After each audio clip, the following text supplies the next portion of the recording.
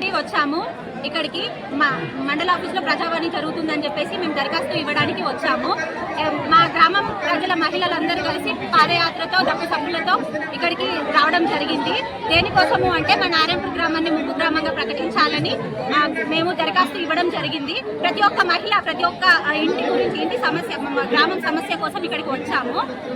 మాకు ఏంటి అంటే ఇక్కడ కొన్ని కుట్రలు కుతంత్రాలు జరుగుతున్నాయి. రాజకీయాల పరంగా కానీ ఇక్కడున్న మా గ్రామంలో సభ్యుల పరంగా కానీ ఎన్నో కుట్రలు జరుగుతున్నాయి. అవన్నీ కాదు, మేమంతా గ్రామం ఒకటిగా నిలిచి ఒకే సమస్యతో ఇక్కడికి దరఖాస్తు ఇవ్వడానికి వచ్చాము. మా డిమాండ్ ఏంటి అంటే మొదటిగా మా గ్రామాన్ని ముంపు గ్రామంగా ప్రకటించాలని మా డిమాండ్. గంగాధర మండలం ఈరోజు మేము నిరాహార దీక్ష 9వ రోజు నుండి ఈరోజు గంగాధర మండలానికి పాదయాత్రగా అందరికీ ఇంటికి ఒకరము రావడం జరిగింది. ప్రజావాణి మెంబరు రావడం జరిగింది. ఎందుకంటే గట్టిగా ముంపు గ్రామం మా నారాయణపూర్ గ్రామం అంతా ముంపు గ్రామం ప్రకటించాలని ఇంటికి తప్పకుండా అందరము ప్రజావాణి దగ్గరకు వచ్చాము. మాకు ఏంటంటే ఇప్పుడు మీరు సమస్య అనేది అందరిది, ఒక్కరిది కాదు, ఎవరిష్ట కొద్ది వాళ్ళు వచ్చారు.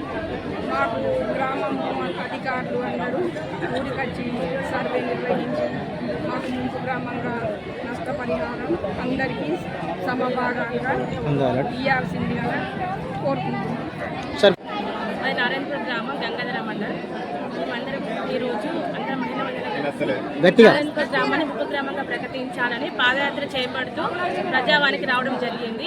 అందరం కలిసికట్టుగా వినతి పత్రం అందజేయడం జరిగింది. కాబట్టి అందరూ మా సమస్య అందరూ పరిష్కరించాలని కోరుతున్నాం. సమస్య పరిష్కరించి ముంపు గ్రామంగా ప్రకటించాలి. గ్రామం నారాయణపూర్.